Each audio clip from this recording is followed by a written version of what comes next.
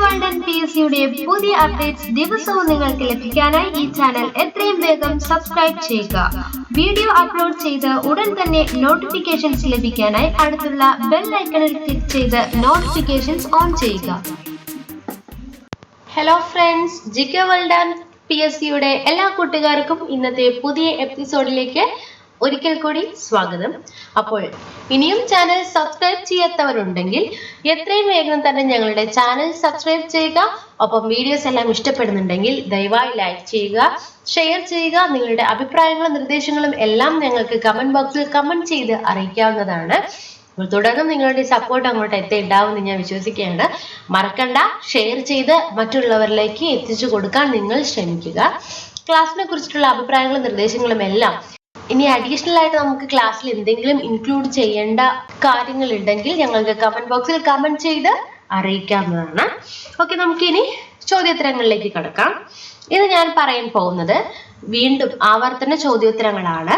PSCയിൽ ആവർത്തിച്ച് ചോദിച്ചിട്ടുള്ള ചോദ്യോത്തരങ്ങളും ഇനി വരുന്ന എക്സാംസിൽ നമുക്ക് പ്രതീക്ഷിക്കാൻ പറ്റുന്ന തരത്തിലുള്ള ഒട്ടനേകം ചോദ്യോത്തരങ്ങളാണ് ഇന്ന് നമ്മൾ പഠിക്കാൻ പോകുന്നത്. ചോദ്യത്തിലേക്ക് കടക്കാം. ഉത്തരായന രേഖ കടന്നു പോകുന്ന ഇന്ത്യയുടെ കിഴക്കേ അറ്റത്ത് സ്ഥിതി ചെയ്യുന്ന സംസ്ഥാനം എന്താണ്? എന്താണ് ചോദിച്ചിരിക്കുന്നത്? ഉത്തരായന രേഖ കടന്നു പോകുന്ന ഇന്ത്യയുടെ കിഴക്കേ അറ്റത്ത് സംസ്ഥാനം ഏതാണ്? മിസോറാം. മിസോറാം ആണ് ഉത്തരായന രേഖ കടന്നു പോകുന്ന ഇന്ത്യയുടെ കിഴക്കേ അറ്റത്ത് സ്ഥിതി ചെയ്യുന്ന സംസ്ഥാനം. ആൻഡമാൻ നിക്കോബാർ ദ്വീപുകളെ തമ്മിൽ വേർതിരിക്കുന്ന ഭാഗം ഏതാണ്? 10 ഡിഗ്രി ചാനൽ. 10 ഡിഗ്രി ചാനലാണ് ആൻഡമാൻ നിക്കോബാർ ദ്വീപുകളെ തമ്മിൽ വേർതിരിക്കുന്ന ഭാഗം. ആധുനിക ബഹിരാകാശ നിരീക്ഷണ ശാസ്ത്രജ്ഞന്റെ പിതാവ് ആരാണ്? എന്താണ് ചോദിച്ചിരിക്കുന്നത്? ആധുനിക ബഹിരാകാശ നിരീക്ഷണ ശാസ്ത്രത്തിന്റെ പിതാവ് എന്നറിയപ്പെടുന്നത് ഗലീലിയോ ഗലീലിയാണ്. ഗലീലിയോ ഗലീലിയാണ് ആധുനിക ബഹിരാകാശ നിരീക്ഷണ ശാസ്ത്രത്തിന്റെ പിതാവ്. ഗുരുത്വാകർഷണ ബലം ഏറ്റവും കുറവ് അനുഭവപ്പെടുന്നത് ഭൂമിയിൽ എവിടെയായിട്ടാണ്? ഭൂമധ്യരേഖയിലാണ് ഗുരുത്വാകർഷണം അതാ ഗ്രാവിറ്റി ഏറ്റവും കുറവ് അനുഭവപ്പെടുന്നത് ഭൂമിയുടെ സ്ഥലം. നീലയും മഞ്ഞയും പ്രകാശങ്ങൾ ഒരുമിച്ച് ചേർന്നാൽ കിട്ടുന്ന വർണ്ണം ഏതാണ്? ഉത്തരം വെളുപ്പാണ്. നീല കളറും മഞ്ഞ കളറുമുള്ള പ്രകാശങ്ങൾ ഒരുമിച്ച് ചേർന്നാൽ കിട്ടുന്ന വർണ്ണം വെളുപ്പാണ്. മിന്നലിൽ വൈദ്യുതിയുണ്ടെന്ന് കണ്ടെത്തിയ ശാസ്ത്രജ്ഞൻ ആരാണ്? എന്താണ്? മിന്നലിൽ വൈദ്യുതിയുണ്ടെന്ന് കണ്ടെത്തിയ ശാസ്ത്രജ്ഞനാണ് ബെഞ്ചമിൻ ഫ്രാങ്ക്ലിൻ. ബെഞ്ചമിൻ ഫ്രാങ്ക്ലിൻ ആണ് മിന്നലിൽ വൈദ്യുതിയുണ്ടെന്ന് കണ്ടെത്തിയ ശാസ്ത്രജ്ഞൻ. സെലനോഗ്രാഫി എന്നാൽ എന്താണ്? സെലനോഗ്രാഫി എന്നാൽ ചന്ദ്രനെ കുറിച്ചിട്ടുള്ള പഠനമാണ്. ചന്ദ്രനെ കുറിച്ചിട്ടുള്ള പഠനത്തെ അറിയപ്പെടുന്നത് എന്താണ്? സെലനോഗ്രാഫി. സോപ്പ് കുമിളകളിൽ കാണപ്പെടുന്ന വർണ്ണശബളമായ ദൃശ്യത്തിന് കാരണമായ പ്രതിഭാസം ഏതാണ്? ഉത്തരം ഇന്റർഫെറൻസ്. ഇന്റർഫെറൻസ് ആണ് സോപ്പ് കുമിളകളിൽ കാണപ്പെടുന്ന വർണ്ണശബളമായ ദൃശ്യത്തിന് കാരണമായിട്ടുള്ള പ്രതിഭാസം എന്ന് പറയുന്നത്. ഓക്കെ, നമുക്കിനി അടുത്ത ചോദ്യത്തിലേക്ക് കടക്കാം. സൗരയൂഥത്തിലെ ഏറ്റവും വലിയ ഉപഗ്രഹം ഏതാണ്? ശ്രദ്ധിക്കുക, സൗരയൂഥത്തിലെ ഏറ്റവും വലിയ ഉപഗ്രഹം ഗാനിമീഡ് ആണ്. ഗാനിമീഡ് ആണ് സൗരയൂഥത്തിലെ ഏറ്റവും വലിയ ഉപഗ്രഹം. ബഹിരാകാശത്ത് ജീവന്റെ അംശമുണ്ടോ എന്നതിനെ കുറിച്ചിട്ടുള്ള പഠന ശാസ്ത്ര ശാഖ ഏതാണ്? ഉത്തരം എക്സോ ബയോളജി. എന്താണ്? എക്സോ ബയോളജിയാണ് ബഹിരാകാശത്ത് ജീവന്റെ അംശം ഉണ്ടോ എന്നതിനെ കുറിച്ച് പഠിക്കുന്ന ശാസ്ത്രശാഖ. സൂര്യനിലും നക്ഷത്രങ്ങളിലും ഊർജം ഉൽപ്പാദിക്കപ്പെടുന്നതിനുള്ള പ്രതിഭാസം എന്താണ്? ഉത്തരം ന്യൂക്ലിയർ ഫ്യൂഷൻ ആണ്.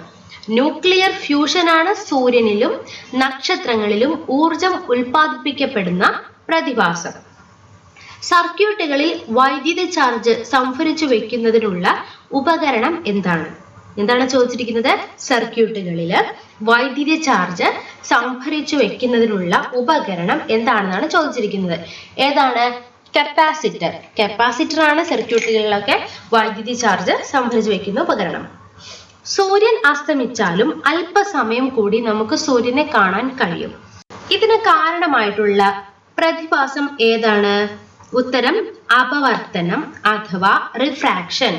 അപവർത്തനം അഥവാ റിഫ്രാക്ഷൻ മൂലമാണ് സൂര്യനൊക്കെ അസ്തമിച്ചു കഴിഞ്ഞാലും കുറച്ച് സമയം കൂടി നമുക്ക് സൂര്യനെ കാണാൻ കഴിയും. ഈ ഒരു പ്രതിഭാസത്തിന് പിന്നില് അപവർത്തനം അഥവാ റിഫ്രാക്ഷൻ എന്ന് പറയും. ഉപഗ്രഹങ്ങൾ ഇല്ലാത്ത സൗരയുദ്ധത്തിലെ ഗ്രഹങ്ങൾ ഏതെല്ലാമാണ്? 2 എണ്ണമാണ്. ബുധനും ശുക്രനുമാണ് ഉപഗ്രഹങ്ങൾ ഇല്ലാത്ത സൗരയുധ ഗ്രഹങ്ങൾ. മുങ്ങിക്കപ്പലുകളിൽ ഇരുന്ന് ഉപരിതലത്തിലെ കാഴ്ചകൾ കാണാൻ ഉപയോഗിക്കുന്ന ഉപകരണം ഏതാണ്? പെരിസ്കോപ്പ്. പെരിസ്കോപ്പ് ആണ് മുങ്ങിക്കപ്പലുകളിൽ ഇരുന്ന് ഉപരിതലത്തിലെ കാഴ്ചകൾ കാണാൻ വേണ്ടിയിട്ട് ഉപയോഗിക്കുന്ന ഉപകരണം. ദ്രാവകത്തുള്ളികളുടെ ആകൃതി ഉരുണ്ടതായിരിക്കാനുള്ള കാരണം എന്താണ്? സർഫസ് ടെൻഷൻ അഥവാ പ്രതലബലം. എന്താണ്? പ്രതലബലം അഥവാ സർഫസ് ടെൻഷൻ. അതുകൊണ്ടാണ് ദ്രാവകത്തുള്ളികളുടെ ആകൃതികൾ ഉരുണ്ടതായിട്ട് നമുക്ക് കാണാൻ സാധിക്കുന്നത്.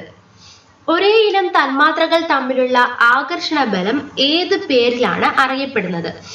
ഒരേ ഇനം തന്മാത്രകൾ തമ്മിലുള്ള ആകർഷണ ബലത്തെ നമ്മൾ വിളിക്കുന്നത് കൊഹഷൻ എന്നാണ്. എന്താണ്? കൊഹിഷൻ.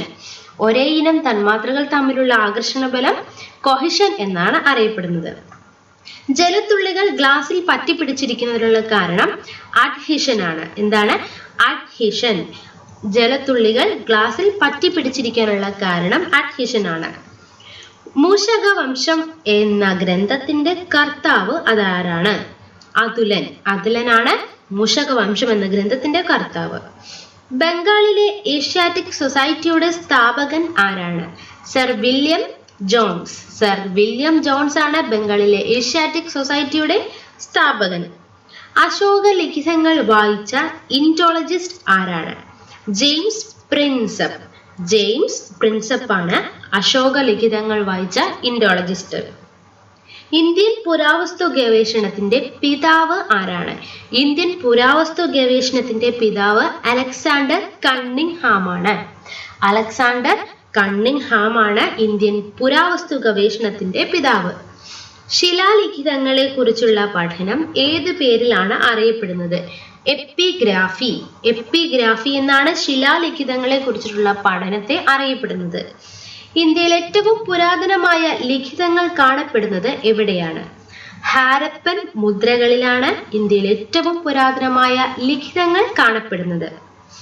വേദാംഗങ്ങളുടെ എണ്ണം എത്രയാണ്? 6 ആണ്. വേദാംഗങ്ങളുടെ എണ്ണം 6 ആണ്. ഗ്രീക്ക് രേഖകളിൽ സാൻഡ്രാക്കോട്ടസ് എന്ന് പരാമർശിക്കപ്പെട്ട ഇന്ത്യൻ ഭരണാധികാരി ആരാണ്? എന്താ ചോദിച്ചിരിക്കുന്നത്? ഗ്രീക്ക് രേഖകളില് സാൻഡ്രാക്കോട്ടസ് എന്ന് പരാമർശിക്കപ്പെടുന്ന ഇന്ത്യൻ ഭരണാധികാരിയാണ് ചന്ദ്രഗുപ്ത മൗര്യൻ. ചന്ദ്രഗുപ്ത മൗര്യൻ. ചന്ദ്രഗുപ്ത മൗര്യനാണ് ഗ്രീക്ക് രേഖകളിൽ സാൻഡ്രാക്കോട്ടസ് എന്ന് പരാമർശിക്കപ്പെട്ടിട്ടുള്ള ഇന്ത്യൻ ഭരണാധികാരി. അറബികളുടെ സിന്ധ് ആക്രമണം നടന്ന വർഷം ഏതാണ്? 712 AD. 712 AD-യിലാണ് അറബികളുടെ സിന്ധ് ആക്രമണം നടന്ന വർഷം. അഫ്ഗാനിസ്ഥാനിലെ ഹസ്നി പിടിച്ചെടുത്ത ഒരു സ്വതന്ത്ര രാജ്യം സ്ഥാപിച്ച തുർക്കി അടിമ ആരാണ്? അലപ്തിജീൻ. അലപ്തിജീൻ. അലപ്തിജീൻ ആണ് അഫ്ഗാനിസ്ഥാനിലെ ഗസ്നി പിടിച്ചെടുത്ത് ഒരു സ്വതന്ത്ര രാജ്യം സ്ഥാപിച്ച തുർക്കി അടിമ. മഹ്മൂദ് ഗസ്നി സോമനാഥ് ആക്രമിച്ച വർഷമാണ് 1025. ഒന്നാം തറൈൻ യുദ്ധം നടന്ന വർഷമാണ് 1191. അലാവുദ്ദീൻ ഖിൽജിയുടെ കമ്പോളങ്ങളെ നിയന്ത്രിച്ചിരുന്ന ഉദ്യോഗസ്ഥനാണ് ഷഹന. ഷഹനയാണ് അലാവുദ്ദീൻ ഖിൽജിയുടെ കമ്പോളങ്ങളെ നിയന്ത്രിച്ചിരുന്ന ഉദ്യോഗസ്ഥൻ. റഹ്ല എന്ന ഗ്രന്ഥത്തിന്റെ കർത്താവ് ആരാണ്? Ibn Battuta. ഇബ്നു ബത്തൂത്തയാണ് റഹ്ല എന്ന ഗ്രന്ഥത്തിന്റെ കർത്താവ്. നായക് എന്ന സ്ഥാനപ്പേര് ലഭിച്ച മധ്യകാലത്തെ സംഗീതജ്ഞൻ ആരാണ്? അമീർ ഖുസ്രു. അമീർ ഖുസ്രു ആണ് നായക് എന്ന സ്ഥാനപ്പേര് ലഭിച്ച മധ്യകാലത്തെ സംഗീതജ്ഞൻ. മഹാബലിപുരത്തെ രഥക്ഷേത്രങ്ങൾ ഏതു ഭരണാധികാരിയുടെ കാലത്താണ് സ്ഥാപിക്കപ്പെട്ടത്? നരസിംഹവർമ്മൻ ഒന്നാമൻ. നരസിംഹവർമ്മൻ ഒന്നാമന്റെ കാലത്താണ് മഹാബലിപുരത്തെ രഥക്ഷേത്രങ്ങൾ സ്ഥാപിക്കപ്പെട്ടത്. ഓക്കെ, അപ്പോൾ ഇന്ന് നമ്മൾ പഠിച്ചിട്ടുണ്ടായിരുന്നത് കുറെ ചോദ്യോത്തരങ്ങളാണ്. ശ്രദ്ധിക്കുക, പഠിക്കുമ്പോൾ ഹെഡ്സെറ്റ് ഉപയോഗിച്ച് പഠിക്കാനിരിക്കുക. എവിടെയെങ്കിലും റിലാക്സ് ആയി പോയിരുന്നിട്ട് ആവർത്തിച്ച് കേട്ട് പഠിക്കാൻ ശ്രമിക്കുക. പഠിച്ചതെല്ലാം മറന്നു പോകാതിരിക്കാൻ വേണ്ടിയിട്ട് ആഴ്ചയിൽ ഒരിക്കൽ നിങ്ങൾ പഠിച്ച പോർഷൻസ് എല്ലാം ജസ്റ്റ് ഒന്ന് ഓടിച്ച് വായിച്ചു നോക്കുക. അതോടൊപ്പം തന്നെ ഓരോ തവണ ഓരോ റിവിഷൻ നിങ്ങളുടേതായിട്ടുള്ള രീതിയിൽ നിങ്ങൾ തന്നെ നടത്തുക. മാക്സിമം പോർഷൻസ് ഒക്കെ കവർ ചെയ്യുക. ഏറ്റവും കൂടുതലായിട്ട് നമ്മൾ പഠിക്കാൻ നമുക്ക് സിലബസ് ഒരുപാട് വാസ്റ്റ് ആയിട്ട് കിടക്കുവാണ്. സോ നമ്മൾ കഴിഞ്ഞു പോയ ചോദ്യോത്തരങ്ങളൊക്കെ ഒന്ന് നോക്കുക. അതിനുശേഷം നമുക്ക് അതിന്റെ സ്ട്രാറ്റജിയും വരുന്ന രീതിയിലുള്ള എങ്ങനെയാണ് ചോദ്യങ്ങൾ ചോദിക്കാൻ സാധ്യതയുള്ളതെന്ന് നിങ്ങൾ തന്നെ വിലയിരുത്തി നിങ്ങളുടെ പഠന രീതികളൊക്കെ മെച്ചപ്പെടുത്തി മുൻപോട്ട് കൊണ്ടുപോകുക. എല്ലാവർക്കും വിജയം ആശംസിക്കുന്നവരോടൊപ്പം തന്നെ ഈ വരുന്ന 2018 എല്ലാവർക്കും നല്ല നല്ല ഉദ്യോഗങ്ങളിൽ എത്താൻ സാധിക്കട്ടെ എന്ന് ഞാൻ ആശംസിക്കുകയാണ്. അപ്പോൾ നാളെ നിങ്ങളുടെ മുമ്പിൽ അടുത്ത എപ്പിസോഡുമായിട്ട് വീണ്ടും വരുന്നതാണ്. തുടർന്ന് നിങ്ങളുടെ സപ്പോർട്ടും ഒക്കെ ഉണ്ടാകുമെന്ന് ഞാൻ വിശ്വസിക്കുകയാണ്. അപ്പോൾ നാളെ നമുക്ക് അടുത്ത എപ്പിസോഡുമായിട്ട് വീണ്ടും കാണാം. Till then, bye bye and thank you for watching my channel.